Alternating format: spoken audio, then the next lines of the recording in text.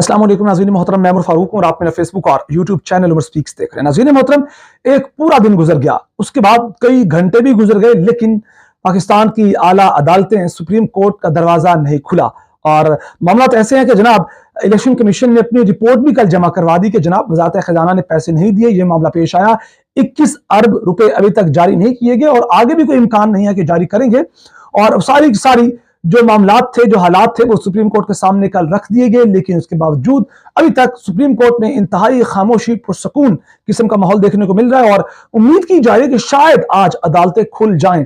अब जबकि मैं वीडियो बना रहा हूं तो इस वक्त तक तो कोई उम्मीद नजर नहीं आती कि अदालत इस बात का नोटिस लेगी कि 10 अप्रैल तक जो डेडलाइन दी गई थी 4 अप्रैल वाले फैसले में कि वजारत खजाना ने पैसे देने हैं इलेक्शन कमीशन को पंजाब के अंदर इंतखाबात के। और इस सारे मामले में मैं आपको बता दूं कि कल अटॉर्नी जनरल की सबसे पहले पाकिस्तान के वजीर आजम शहबाज शरीफ से मुलाकात होती है और उसके बाद वो कोई पैगाम लेकर, कोई रिक्वेस्ट लेकर सुप्रीम कोर्ट के चीफ जस्टिस उमर अता बंदयाल के पास पहुंचते हैं। और इस वक्त जो खबरें सामने आई हैं, जो चीजें खुलकर सामने आई हैं, डिस्क्लोज हुई हैं, वो ये है कि जनाब उन तक रिक्वेस्ट पहुंचाई गई है, उन तक एक पैगाम पहुंचाया गया है कि जनाब प्रोसेस को थोड़ा स्लो डाउन करें, ज्यादा एग्रेसिव ना हो इस मामले को लेकर।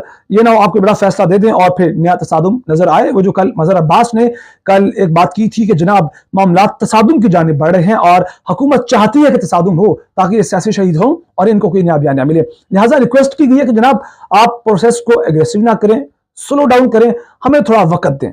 इस सूरत हाल में एक अहम तरीन सवाल पैदा होता है कि मुल्क की सबसे बड़ी अदालत, जिसके 3 नुकली बेंच ने जो फैसला दिया था, उसकी हुक्म अदूली होने पर क्या अदलिया, आला अदलिया अपनी बेतौकीरी होने देगी?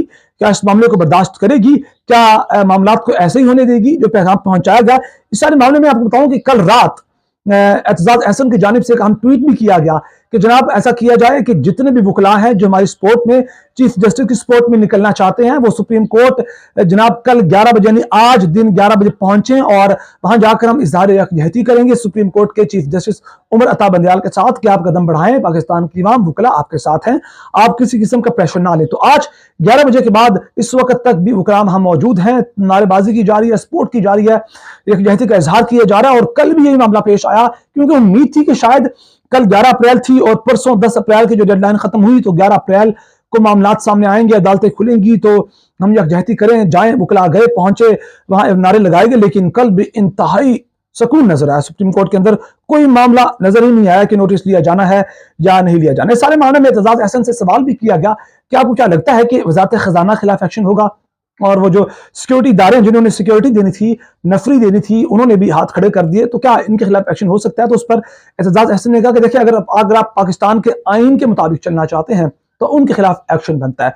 सुप्रीम कोर्ट से ऊपर नहीं है कोई, और सुप्रीम कोर्ट जो फैसला देती है उसका अमल दरामद होना बहुत जरूरी है, चाहे वो कोई भी बड़ा इदारा क्यों ना हो।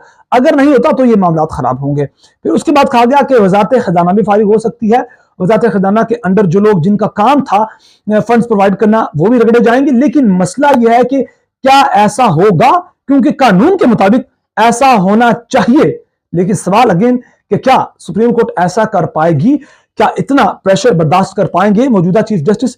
ये अहम तरीन सवाल आता है। और फिर सारे मामले के अंदर कल जो परसों मामला देखने को मिले, जो काजी फायज ईसा पार्लियामेंट के अंदर गए, वो मामला अभी का अभी वही है। और मैं आपको बता दूं कि कल इफ्तारी के बाद जो एक अहम तरीन, इफ्तारी से आधा घंटा पहले मुलाकात हुई थी, जो इब्तदाई इत्तलात थी उनमें कहा गया था कि ये मुलाकात बहुत अच्छी रही, बड़े खुशगवार मूड में दोनों शख्सियात के दरमियान मुलाकात थी। चीफ जस्टिस जो मौजूदा हैं उमर अता बंदयाल और आने वाले चीफ जस्टिस काजी फायज ईसा के दरमियान। लेकिन अब जो इत्तलात हैं उनमें यह भी कहा जा रहा है कि जो इख्तितामी मराहिल थे इस मुलाकात के, वो कुछ अच्छे नोट पर खत्म नहीं हुए और ये मुलाकात कुछ अच्छे मिजाज में खत्म नहीं हुई। और इस सारे मामले में काजी फायज हुसैन ईसा जो कल गए परसों पार्लियामेंट के अंदर, उस पर अभी भी सवाल उठाए जा रहे हैं। नौबत यहां तक आ पहुंची है कि उन्हें वजाहतें देना पड़ गई हैं कि जनाब मैं क्यों गया था, मेरे जाने के पीछे क्या मामला था, मुझे क्या कह के बुलाया गया, लेकिन जब मैं पहुंचा तो सूरत हाल वहां क्या थी। उन्होंने वजाहती बयान दिया कि जनाब मुझे बुलाकर यह कहा गया कि हम कोई सियासी गुफ्तगू नहीं करेंगे, आइन के बारे में बात करेंगे, गोल्डन जुबली के बारे में बात करेंगे। लेकिन उन्हें बुलाया गया सुप्रीम कोर्ट के अंदर बिठाकर, एक साइड पर जरदारी साहब बैठे हैं मेमो गिट स्कैंडल वाले, दूसरी जानिब वो इसहाक डार हुदैबिया केस वाले बैठे हैं और उन केसेस में यही जनाब काजी फायज ईसा थे।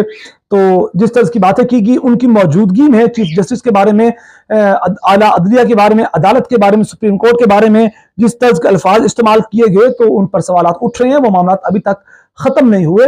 और मैं बता दूं कि जनाब अब जुडिशियल कमीशन में उनके खिलाफ रेफरेंस भी दायर हो गया कि इन्होंने मिसकंडक्ट किया है।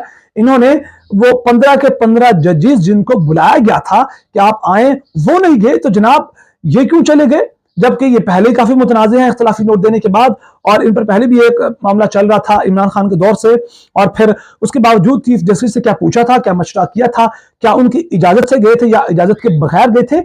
ये मामला इस वक्त काफी डिस्टर्बिंग है, चीजें बैक द कैमरा पीछे कुछ चीजें खराब नजर आती हैं। और मैं आपको बता दूं कि फिर इस सारे मामले के अंदर वजाहती बयान का भी आना वो चीजों को और करता है कि जनाब वजाहत क्यों दी, वजाहत देने के बाद चीजें और गड़बड़ नजर आती हैं।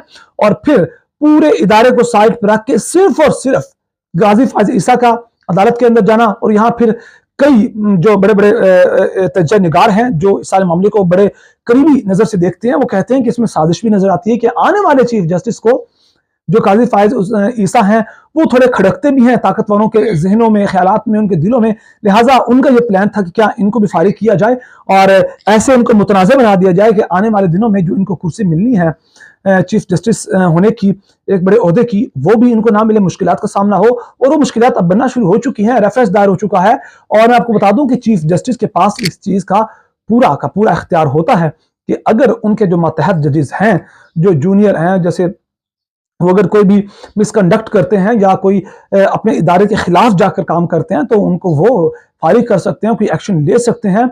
और उनकी मौजूदगी में फिर जब पार्लियामेंट में जनाब बात की गई, वजीर आजम ने की, वजीर खजाना ने की, आसिफ अली जरदारी बिल्कुल उनके साथ बैठकर, और वो वकला भी नून लीग के जिन्होंने चीफ जस्टिस के खिलाफ वो अब्यूजिव लैंग्वेज यूज की, वो उनके पास बैठे रहे, तो फिर सवालात उठते हैं। ठीक है, उनकी इंटेंशंस पर जो काजी फायज ईसा की कोई हम शक नहीं कर सकते।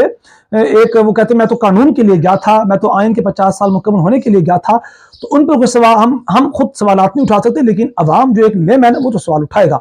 फिर उस सारे मामले के अंदर मैं आपको बता दूं कि आज़ाद कश्मीर के जो पाकिस्तान तहरीक इंसाफ के वज़ीर आज़म को फारिग किया गया था, कल नाअहल किया गया था, उन्होंने आज़ाद कश्मीर के सुप्रीम कोर्ट के अंदर अपील की थी कि जनाब मैं माफ़ी मांगता हूँ, मशरूत लिहाजा मेरे ओहदे को बहाल किया जाए। उनकी अपील खारिज कर दी गई है और लग ऐसा रहा है, इतलात हैं कि जनाब पीपल्स पार्टी का, खबरें कुछ ऐसी हैं कि वज़ीर आज़म आएगा और लेकिन उसके लिए इन्हें फिर एक नया सिंध हाउस सजाना पड़ेगा, फिर एक पैसे की रेल पेल करनी पड़ेगी और वही खरीदने पड़ेंगे बंदे, क्योंकि 31 लोग हैं आज़ाद कश्मीर की पार्लियामेंट के अंदर पाकिस्तान तहरीक इंसाफ के, जबकि कुल मिलाकर नून लीग के, पीपल्स पार्टी के और दीगर जमातों के 21 लोग हैं। इन्हें तकरीबन मजीद लोग चाहिए होंगे 10 से 12, और उसके लिए इन्हें फिर पाकिस्तान तहरीक इंसाफ के बंदों को तोड़ना पड़ेगा। जैसे कौमी असम्बली के अंदर पाकिस्तान के हुआ, जिस तरह लोगों को खरीदा गया, लोटे बने, तो वहाँ भी अगर लोटे ना बने तो मामला ऐसा नहीं होगा कि उनका कोई अपना मर्जी का वज़ीर आज़म आए। इस सारे मामला थे जो आपका शेयर किए। सारे मामले में आपकी अपनी क्या राय है कि अदालतें कब खुल सकती हैं? अपना राय दे सकते हैं नीचे कमेंट सेक्शन में। अपना बहुत सारा ख्याल रखिएगा, हमें दुआ में याद रखिएगा। अल्लाह के बाद।